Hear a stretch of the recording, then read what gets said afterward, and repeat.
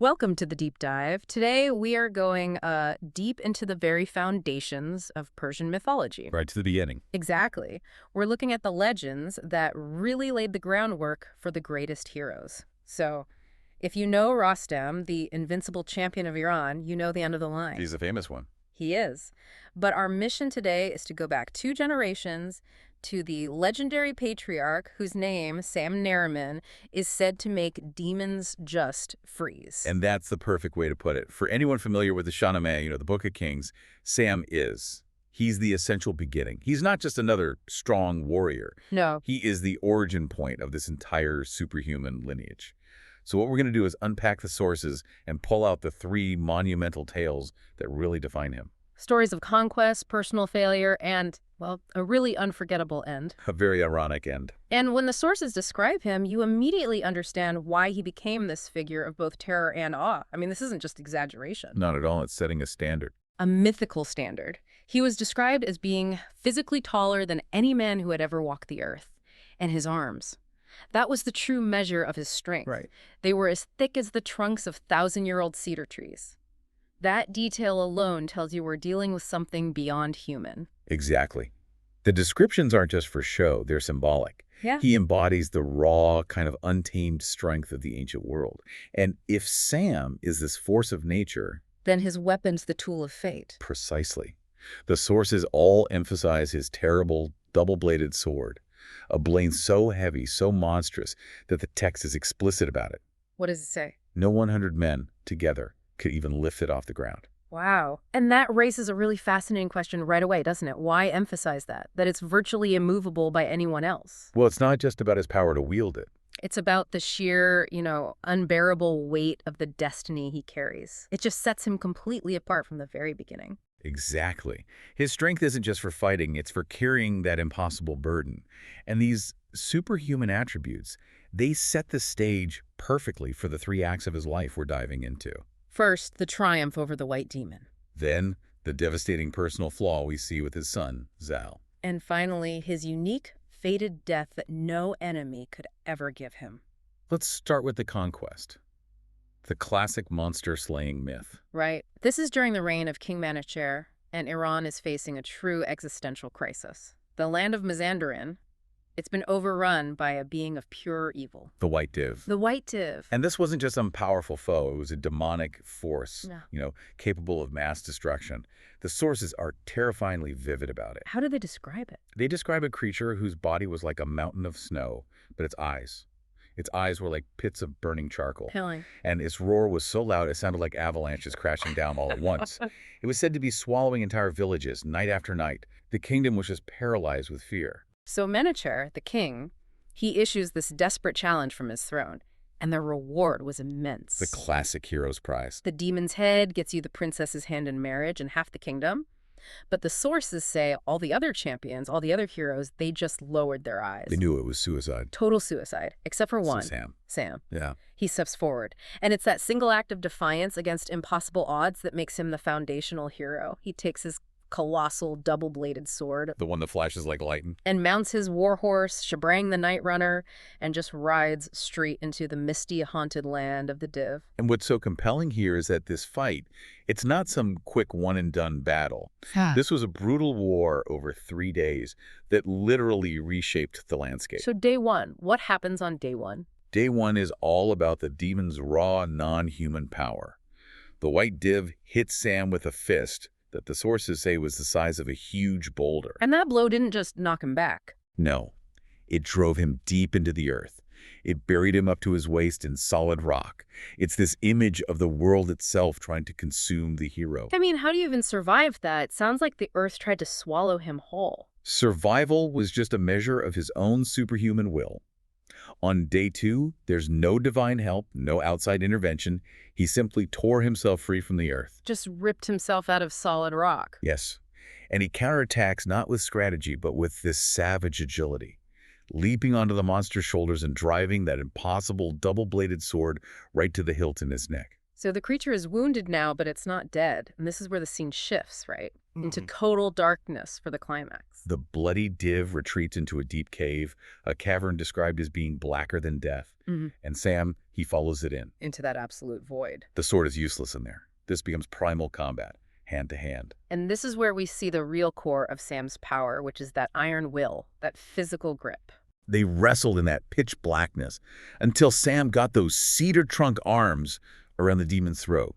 And he just squeezed and squeezed Until he crushed the life out of it. Damn. The visual they give us is it's incredible. The killing blow is so powerful that the white demon's eyes burst, Burst? Like what? like twin suns exploding in the darkness. What a phenomenal apocalyptic image. That triumph sealed his position forever. For sure. When he emerged, he had the head on his spear, and the sources drive home the scale of it all, saying blood dripped from the head like a crimson river the whole way back to court. And he claims his reward, the princess, half the kingdom. He's proven himself unconquerable. Yes.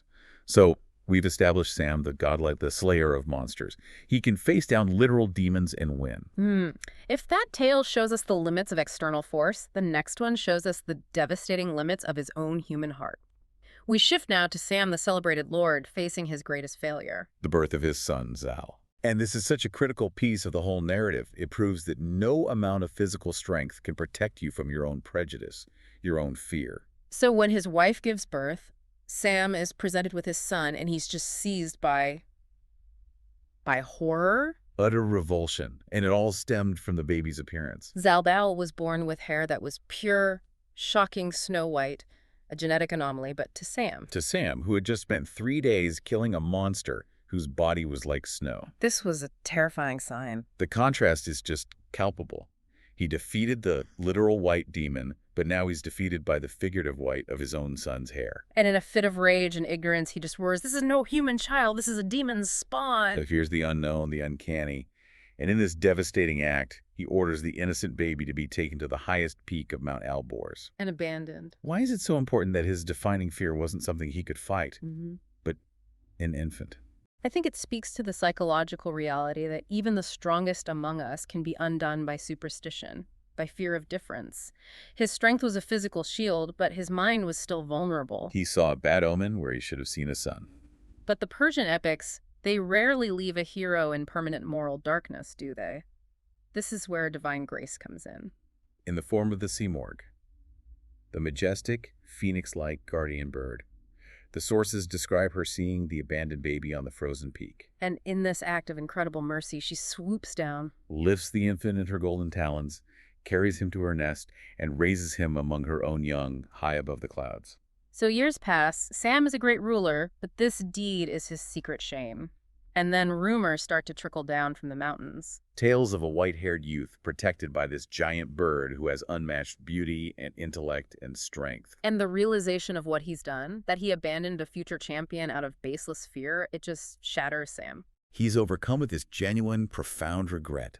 He rides to Mount Alborz, climbs the peak, and he weeps beneath the shadow of the Simorgh's nest. His repentance is so sincere. So sincere that the Simorgh relents. She returns the grown youth, Zal, the heir to all his power, to his father. And that reconciliation, it's more than just a family reunion. It marks Sam's moral evolution. It absolutely does. The story ends with a powerful summary of his growth. The sources note that from that day forward, Sam never again judged a soul by its appearance. He learned that true heroism isn't just about conquering external monsters. It's about conquering your internal ones. And that redemption is essential, because this is all. He's the one who will go on to father Rostam. Establishing the lineage built on both immense strength and now profound humility. So that is the fully formed Sam, the champion who can fight demons, but also knows how to admit his greatest flaw. Now, we move to the final chapter. He lived for a phenomenal amount of time, hundreds of years. He became an enduring part of the landscape itself. His longevity was its own legend. Even in old age, beard down to his belt, his reputation was a fortress. No enemy dared challenge him. He outlived generations of them. But the political threats, they never cease. And the final confrontation arrives when the armies of Tehran, the great adversaries of Iran, launch this massive invasion. Pouring across the border, as the texts say, like black locusts. Old Sam, the veteran, he understands. He knows what he has to do. One final glorious statement. He rises. He lifts that double-bladed sword, and the sources imply it felt heavy now, even to him, weighted by centuries. He mounts Shabrang one last time. And charges alone into the heart of the enemy army. And the battle that follows is the last epic display of his power. It raged for 3 days. Hundreds fell before his ancient sword. The narrative is almost symbolic here. He was simply too strong, too fated, to be killed by any outside force. And that's precisely why the sources engineered his death the way they did. On the 4th morning, the armies of Tehran are broken, but Sam is exhausted. He dismounts to rest. And his foot slips, not on rock, but on the earth that was slick and treacherous from The blood-soaked ground of his enemies. It's chilling. After all the magic, all the demons, the end comes from something so mundane as a slip. And here is the moment of supreme, terrifying irony. That double-bladed sword, his companion for a lifetime, the symbol of his power. It turned in his hand when he lost his balance. It was the only weapon in the world capable of harming him. And it cut his own leg, right down to the bone. He sinks to his knee and he realizes what just happened. He doesn't rail against fate. He doesn't weep. No. The texts say he laughed, softly. That laughter, it's the ultimate acceptance of destiny, isn't it? It is. He understood the profound truth. His end could not be delivered by a lesser man.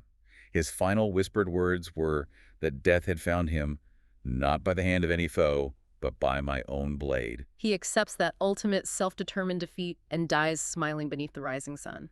He was buried in Sistan, and his legacy endures, not just through Zal, but through the words of the great poet Ferdowsi, who summarized it all so perfectly. Sam the writer, Sam the sword bearer, cleansed the world of dragons and divs, gave us Zal, and left his name burning forever in the heart of Iran. So if we synthesize his entire arc for you, the listener, Sam is the prototype of the Persian hero. He has this unmatched, godlike strength for supernatural threats. But he's also profoundly human in his fear and failure with Zal. Right.